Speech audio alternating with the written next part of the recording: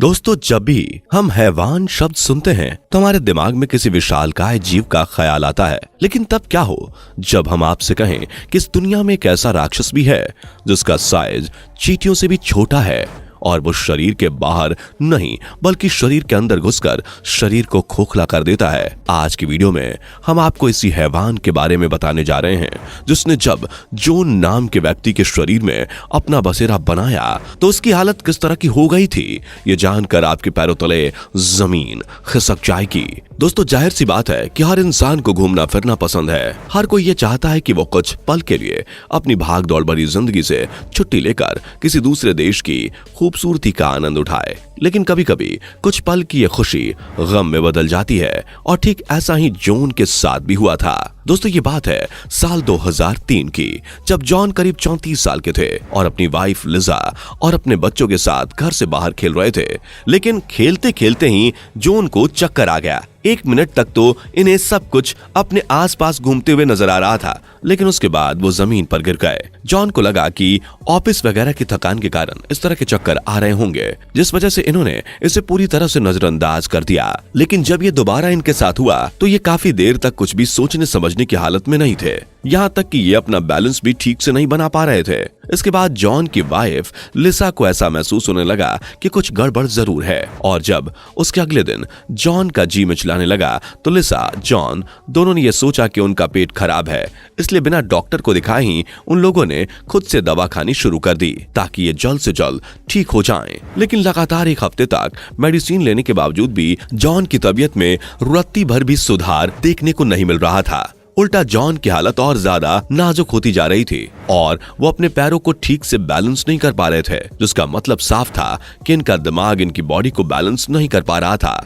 मौके की गंभीरता को देखते हुए जॉन की पत्नी लिसा ने अपने पति को लोकल अस्पताल में दिखाया। डॉक्टर ने जब पूरा चेकअप किया तो उन्हें लगा कि ये सारे लक्षण इनर ईयर इन्फेक्शन के हैं। इसी इन्फेक्शन को ठीक करने के लिए डॉक्टर ने जॉन को दवाई दी और कुछ दिनों का बेड रेस्ट लेने के लिए कहा ताकि जॉन जल्द से जल्द ठीक हो जाए। लेकिन 1 हफ्ते की दवाई लेने के बावजूद भी जॉन की हालत में कोई सुधार नहीं हो रहा था और परेशानियां बढ़ती ही जा रही थीं। अपने पति की बिगड़ती हालत को देखते हुए जॉन की पत्नी लिसा ने फैसला किया कि अब वो किसी अच्छे डॉक्टर को दिखाएंगी। जब डॉक्टर ने जॉन की पूरी कंडीशन को समझा तो इन्हें तुरंत न्यूरोलॉजिस्ट डिपार्टमेंट में रेफर कर दिया गया। अब यहाँ इनके केस को यूनिवर्सिटी ऑफ पेंसिल्वेनिया के न्यूरोलॉजिस्ट डॉक्टर डेनियल देख रहे थे, जिन्होंने सबसे पहले जॉन की पूरी हालत की जानकारी ली और फिर ये समझ गए कि इनकी ये जो कंडीशन है इसका कनेक्शन कहीं ना कहीं इनके दिमाग से जुड़ा हुआ है। और अपनी बात को कंफर्म करने के लिए इन्होंने जॉन से एक छोटा सा टास्क करवाया। डॉक्टर ने जॉन को पहले अपनी नाक छूने के लिए कहा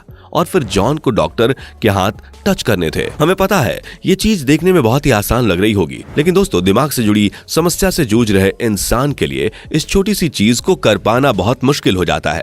और ठीक ऐसा ही जॉन के साथ भी हुआ। जॉन ने अपनी नाक तो छू ली, लेकिन उसके बाद ये डॉक्टर का हाथ नहीं छू पाए और इनके हाथ कांपने लगे। जब डॉक्टर ने जॉन की यह हालत समझी तो उन्हें लगा जॉन को पक्का कैरिबिलियम में कोई प्रॉब्लम है। दोस्तों, कैरिबिलियम हमारे दिमाग के पिछले हिस्से में मौजूद होता है जो मसल कंट्रोल को नियंत्रित करता है और साथ ही ये हमारी बॉडी को बैलेंस करने का काम भी करता है। यानी कि अगर आप बिना कांपे अपने मोबाइल फोन को पकड़कर हमारी वीडियो देख रहे हैं तो इसका मतलब है कि आपका सेरेबेलम आपके दिमाग में अच्छी तरह से काम कर रहा है। लेकिन जॉन के साथ ये सारी चीजें नहीं हो पा रही थीं, इसलिए डॉक्टर समझ गए थे कि उन्हें अब क्या करना है। सबसे पहले तो जॉन के सर का सीटी स्कैन हुआ। उसके बाद जो रिजल्ट सामने आया उसमें यह पाया गया कि जॉन के सेरेबेलम वाले हिस्से में बड़े अखरोट जैसा कुछ अजीब सा स्ट्रक्चर है, जिसे देखकर डैनियल को लगा कि ये ब्रेन ट्यूमर है। इसलिए उस मिस्टीरियस स्ट्रक्चर के बारे में पता लगाने के लिए जॉन की बायोप्सी कराई गई। आपको बता दें कि बायोप्सी एक ऐसा प्रोसेस होता है जिसमें इंसान की खोपड़ी को खोलकर ट्यूमर या समस्या वाली जगह के कुछ मांस के टुकड़े निकाले जाते हैं और फिर उस सैंपल की जांच होती है, जिससे यह पता लगाया जा सके कि दिमाग में आखिर कौन सी चीज है, क्योंकि बिना असली बीमारी को जाने उसे ठीक करना असंभव है। इसके बाद उस अजीब से स्ट्रक्चर का सैंपल जांच के लिए लैब में भेज दिया गया। 1-2 दिन बाद जब लैब के टेक्नीशियन ने इस सैंपल के बारे में डॉक्टर को बताया तो उनके होश उड़ गए, क्योंकि टेक्नीशियन का यह कहना था कि जिस सैंपल को डॉक्टर ब्रेन ट्यूमर समझ रहे थे वो असल में एक पैरासाइट यानी कि परजीवियों का एक गुच्छा है। जिसने जॉन के दिमाग में अपना घर बना लिया है। आपको बता दें कि परजीवी ऐसे जीव होते हैं जो दूसरों के शरीर में जाकर विकसित होने लग जाते हैं और धीरे धीरे ये इंसान के शरीर को खोखला करके रख देते हैं। जॉन के दिमाग में तो इनकी पूरी की पूरी टोली थी जो जॉन के दिमाग को लगातार अंदर से खाए जा रही थी और इसी वजह से जॉन कुछ भी ढंग से नहीं कर पा रहे थे। इन्हें रोजमर्रा के काम करने में भी दिक्कत आ रही थी। अब डॉक्टर डैनियल को सब कुछ पता चल गया था, लेकिन हैरान करने वाली चीज तो ये थी कि डॉक्टर ने आज तक अपनी पूरी मेडिकल हिस्ट्री में इस तरह का केस कभी नहीं देखा था। पैरासाइट वो भी इतनी बड़ी संख्या में किसी के दिमाग में घुसकर उस पर अपना कंट्रोल जमा रहे हों। ये डॉक्टर डैनियल के लिए एक नई चीज थी। अब डॉक्टर के लिए सबसे बड़ी चुनौती इस पैरासाइट की प्रजाति को जानना था, क्योंकि उसी के हिसाब से आगे का ट्रीटमेंट होना था। इसलिए डॉक्टर ने जॉन की बीबी लिसा से सवाल जवाब करने शुरू कर दिए कि इनके शरीर में ये पैरासाइट आए कहां से। डॉक्टर ने सबसे पहले जॉन के खाने पीने के बारे में पूछा, क्योंकि अक्सर पैरासाइट इंसानी शरीर में इसी तरह आते हैं। और लिसा के बताए गए डिस्क्रिप्शन और लैब में मिले पैरासाइट के स्ट्रक्चर के हिसाब से जांच हुई तो यह पाया गया कि जो पैरासाइट जॉन के दिमाग में है वो यूनाइटेड स्टेट में आज तक नहीं पाया गया और ना ही रिकॉर्ड में मौजूद है। जहां एक तरफ जॉन के पास बहुत ही कम समय था, वहीं दूसरी तरफ डॉक्टर इस जद्दोजहद में लगे हुए थे कि ये पैरासाइट कहां का है। इसलिए डॉक्टर डैनियल ने लिसा से इनके इंटरनेशनल ट्रिप के बारे में पूछा कि ये कब और कहां गए थे। डॉक्टर के पूछने पर लिसा ने बताया कि वो जॉन के साथ अपने बच्चे को लेकर आज से 6 साल पहले अफ्रीका में 1 हफ्ते की छुट्टी मनाने गई थी।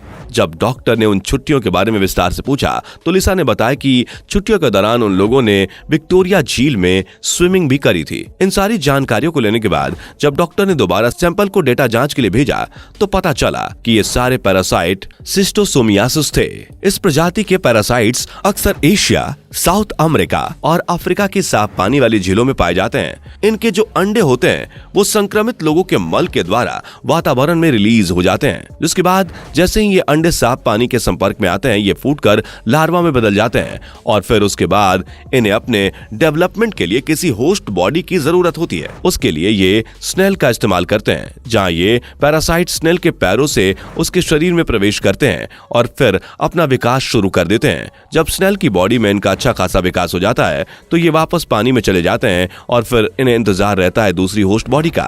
अब इस परिस्थिति में जैसे ही इंसान पानी के अंदर प्रवेश करता है ये पैरासाइट्स उसकी बॉडी में रिलीज होने वाले फैटी एसिड से आकर्षित होकर उसकी तरफ बढ़ने लगते हैं और जब ये अपनी होस्ट बॉडी के संपर्क में आते हैं तो ह्यूमन स्किन को 3 अलग अलग स्टेजेस में पेनिट्रेट करते हुए उसके शरीर के अंदर अपना कब्जा जमा लेते हैं। दोस्तों, जब ये पैरासाइट इंसानी शरीर के अंदर पहुंच जाते हैं तो इसके बाद इनके लार्वा ब्लड वेसल्स के जरिए हमारे लीवर के नजदीक पहुंचते हैं और वहीं पे ये खुद को एडल्ट वॉर्म के रूप में विकसित कर लेते हैं। जैसे ही इनका पूरा विकास हो जाता है ये लीवर के बाहर आकर प्रजनन की प्रक्रिया को शुरू कर देते हैं, जिसके लिए मादा पैरासाइट आंतों के पास आकर ब्लड वेसल्स में अंडों को छोड़ देती है और फिर नॉर्मली ये अंडे आंतों में चले जाते हैं और मल द्वार द्वारा बाहर निकल जाते हैं, जिसके बाद फिर से वही प्रोसेस शुरू हो जाता है जहाँ ये पानी में जाते हैं, अपनी होस्ट बॉडी को ढूंढते हैं और विकसित होना शुरू हो जाते हैं। दोस्तों, बता दें कि ऑपरेशन करके जॉन के दिमाग से इन पैरासाइट्स को निकाला गया तो इनकी संख्या इतनी ज्यादा थी कि इन्हें गिनना भी मुश्किल था। वो तो आप इनकी खुशकिस्मती कहिए